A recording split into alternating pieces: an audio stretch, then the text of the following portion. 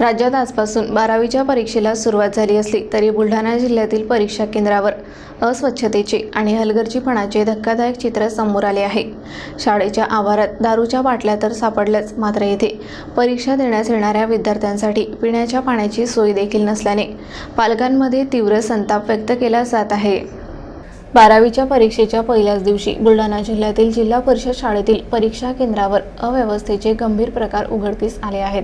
शाळेच्या आवारात दारूच्या रिकाम्या बाटल्यांचा खच सापडला असून परीक्षा केंद्र परिसरात स्वच्छतेचा अभाव दिसून आला। पालकांनी या परिस्थितीबाबत नाराजी व्यक्त करत केंद्र प्रशासनावर तीव्र आक्षेप घेतला आहे। पिण्याच्या पाण्याची आणि स्वच्छतागृहांची योग्य सोय नसल्याने विद्यार्थ्यांना त्रास सहन करावा लागत आहे। सुरक्षेच्या दृष्टीने अशा परिस्थितीत परीक्षा घेणे योग्य आहे का, असा प्रश्न पालक उपस्थित करत आहेत। या घटनेमुळे शिक्षण विभागाच्या कारभारावर मोठे प्रश्नचिन्ह निर्माण झाले आहे। पालक आणि स्थानिक नागरिकांनी केंद्र संचालकासह संबंधित अधिकाऱ्यांवर त्वरित कारवाईची मागणी केली आहे। प्रशासनाने याकडे गांभीर्याने लक्ष द्यावे आणि पुढील पेपर शांततेत पार पडावेत, अशी अपेक्षा पालक व्यक्त करत आहेत।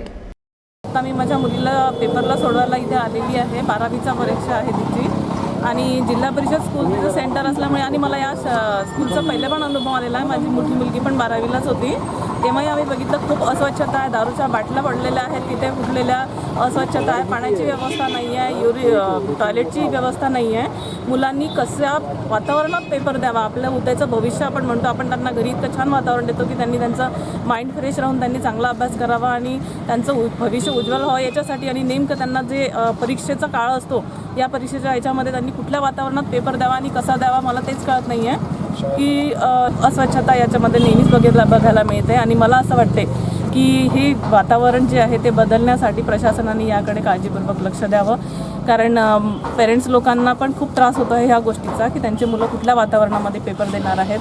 तर मला एक नम्र विनंती आहे माझी की सर्व पेरेंट्स लोकांनी पण ह्या गोष्टीचा फॉलोअप घ्यावा आणि प्रशासनाकडून एवढीच अपेक्षा आहे की त्यांनी ह्या गोष्टीकडे काळजीपूर्वक लक्ष द्यावं आणि आपलं उद्याचं भविष्य जे मुलं आज इथे पेपरला द्यायला ते चांगल्या परिस्थितीत त्यांना वातावरण मिळावं ह्याची काळजी प्रशासनाने घ्यावी, एवढीच नम्र विनंती। धन्यवाद।